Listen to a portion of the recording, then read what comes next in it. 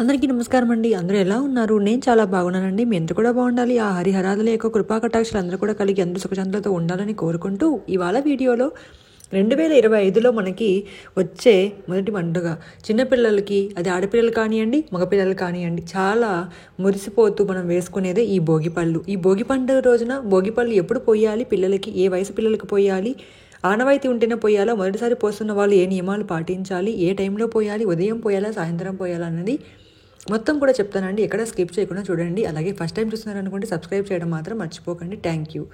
అయితే భోగిపళ్ళు అనేది ఈ జనవరి నెలలో ఎప్పుడు పోయాలి అంటే సంక్రాంతి రోజున 4 రోజుల పాటు ఈ సంక్రాంతి అనేది ఉంటుంది. అయితే అందులో మొదటి పండుగ రోజు భోగి రోజు పోయాలి. ఎప్పుడు పోయాలి అంటే జనవరి 13, 2020 సంవత్సరంలో సోమవారం రోజున ఈ భోగిపళ్ళు అనేవి పోయాలి.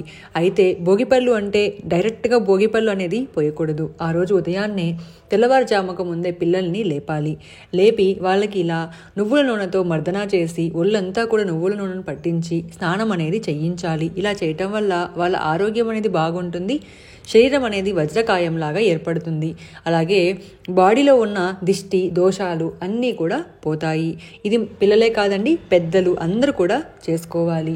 అయితే ఈ భోగిపళ్ళు పోసేటప్పుడు ఉదయం పోయాలా, సాయంత్రం పోయాలా అంటే సాయంకాలం వేళ భోగిపళ్ళు పోయాలి. భోగిపళ్ళు పోసేటప్పుడు ఏం చేయాలి అన్నది కూడా ఇప్పుడు నేను చెప్తానండి. అయితే ఉదయం స్నానం అనేది ఇలా పువ్వులతో పసుపు కొంచెం వేసి, ఉప్పు కొంచెం వేసి నీళ్ళల్లో స్నానం అనేది చేపిస్తే నెగిటివ్ ఎనర్జీ ఉండేదంతా కూడా వాళ్ళకి పోతుంది. ఇలా మనము తలస్నానం అనేది చేయించాలి. తలస్నానం చేయించేటప్పుడు గంగే చ యమునే చైవ గోదావరి సరస్వతి నర్మదే సింధు కావేరి జలస్మిన్ సన్నిధిం కురు అని తలస్నానం చేయించాలి. ఆ తర్వాత కొత్త బట్టలు వేయాలి. తర్వాత సాయంత్రం వేళ మనము ఈ భోగిపళ్ళు అనేది పోయాలి. చాలామంది రాత్రి పోస్తూ ఉంటారు, 7, 8, 9 ఆ టైంలో పోయవచ్చు. కానీ ఈ భోగిపళ్ళు ఎప్పుడూ కూడా 4 నుంచి 5:30 సమయంలో, ఎందుకంటే సూర్య అస్తమయం ముందు 1 గంట ముందు అయితే పోయాలి. ఈ సంవత్సరం మనకి ఈ 13వ తేదీ సూర్య అస్తమయం అనేది 5:38 ముగుస్తుంది. కాబట్టి అంతలోపే పోయాలి. అంటే 5 నుంచి 5:30 లోపు భోగిపళ్ళు పోయాలి.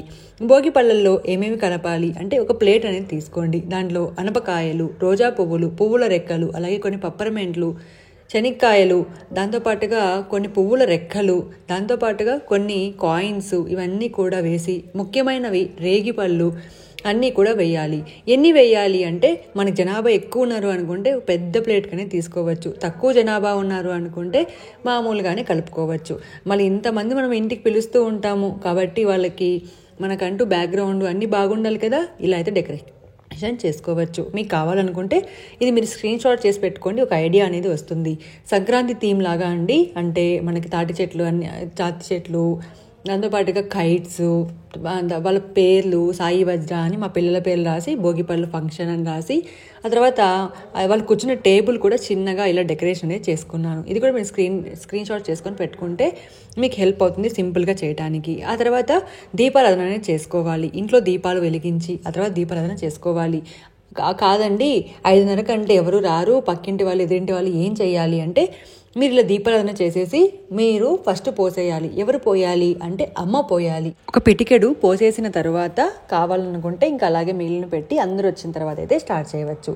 ఎందుకు భోగిపళ్ళని పోస్తారో కూడా తెలుసుకుందాం. భోగిపళ్ళని బద్రీఫలం అని కూడా అంటారు. అంటే మనం వేసే రేగిపళ్ళు అన్నమాట.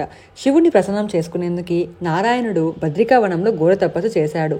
తపస్సు మెచ్చి శివుడు వరమిస్తాడు. దీంతో 3,000,000 దేవతలు శ్రీమన్నారాయణుడికి బద్రీ ఫలాలతో అంటే రేగి పళ్ళతో అభిషేకం చేస్తారు. ఈ పండ్లతో అభిషేకం చేయటం వల్ల సంతోషించిన విష్ణువు చిన్న పిల్లాడిలా మారిపోతాడు. అప్పటి నుంచి ఈ రేగి పండ్లు భోగి పళ్ళలా మారాయి. ఇదంతా కూడా భోగి రోజు జరిగింది కాబట్టి చిన్నపిల్లలకు కూడా భోగి పళ్ళు పోసే ఆనవాయితీ వచ్చింది. అయితే భోగి పళ్ళు పోసే ముందు మనం ఇంట్లో విగ్రహం, కృష్ణుడు లేదా ఏదైనా దేవుడి విగ్రహాన్ని, పటాన్ని లేదా విగ్రహాన్ని కృష్ణుడిది అలంకరించుకొని పూజ చేసుకున్న తర్వాత మనం భోగిపళ్ళు అనేవి పోసుకోవాలి. దీనిలో కావాలంటే శనగలు కూడా వేస్తారండి. అంటే మనం పంచారం అంటారు కదా, తాంబూలం ఇవ్వడానికి శనగలు కూడా కొందరు వేస్తారు. లేదు అనుకుంటే ఇప్పుడు నేను చెప్పాను కదండి ఆల్రెడీ, చిల్లర నాణాలు, చెరుకులు, పటిక బెల్లం ముక్కలతో పాటు చామంతి రేకులు కానీ రోజా పువ్వులు కానీ మనం కలుపుకొని ఇలా భోగిపళ్ళు అనేవి పోయాలి. మొదట అమ్మ పోయాలి. చేతిలో ఒక ఉంగరాన్ని అనేది పట్టుకొని, ఉంగరం పట్టుకున్న తర్వాత తల మీద పెట్టి అటు 3 సార్లు ఇటు 3 సార్లు, అంటే అపసవ్య దిశలో 3 సార్లు, సవ్య దిశలో 3 సార్లు దిశ తీసినట్లుగా తీసి ఆ భోగిపళ్ళు అనేవి ఇలా కింద అనేది పోసేయాలి. ఇలా 3 సార్లు అనేవి చేయాలి. అలా ఇంటికి వచ్చిన అందరితో కూడా చేయవచ్చు. అంటే మా ఇంట్లో పూర్వ సువాసినులు ఉన్నారు, అంటే భర్త లేని వాళ్ళు కూడా ఉన్నారు, వాళ్ళు పోయవచ్చా అంటే తప్పకుండా పోయవచ్చు. ఇది ఎటువంటిది అంటే పిల్లలకు ఆశీర్వచనం లాంటిది. పిల్లల్లో ఉన్న నరదిష్టిని, అలాగే పిల్లలకి ఊరికి అలా చూడగానే అబ్బా ఎంత బాగున్నాడో అని ఒక్క మాట అనగానే చాలా తొందరగా దిష్టి అనేది తగులుతుంది. ఆ దిష్టి అంతా పోతుంది. అనారోగ్య సమస్యలు, చిన్నపిల్లలు చాలా ఇబ్బంది పడుతూ ఉంటారు. అలాంటి వాళ్ళకి తప్పకుండా భోగిపళ్ళు పోయండి. ఈ భోగిపళ్ళు అనేవి ఎవరైనా పోయవచ్చు. కులం, మతం, చిన్న పెద్ద వాళ్ళే పోయాలి, వీళ్ళే పోయాలి, ఆనవాయితీ ఉంటే పోయాలి, ఆనవాయితీ లేని వాళ్ళు అలా ఏం లేదు, ఎవరైనా కూడా పోయవచ్చు. అయితే ఎప్పుడు స్టార్ట్ చేయాలి అంటే పిల్లలు పుట్టగానే, ఇప్పుడు ఒక బేబీ పుట్టింటుంది, 1 ఇయర్ లోపు ఏ తేడా లేదు. ఆ బేబీకి ఇప్పుడు పుట్టింటాడు 7 నెలలు ఉంటాయి, 7 నెలల్లో పోయవచ్చు. 6 నెలలు ఉంటాయి, 6 నెలల్లో కూడా పోయవచ్చు. కానీ 1 ఇయర్ దాటేసింది, కానీ ఇప్పుడే వీడియో చూస్తున్నాం, మాకు ఎప్పుడు తెలియదు భోగిపళ్ళు అన్న వాళ్ళు మాత్రం 1 సంవత్సరం, 3 సంవత్సరాలు, 5 సంవత్సరాలు అలా చేయవచ్చు అనమాట.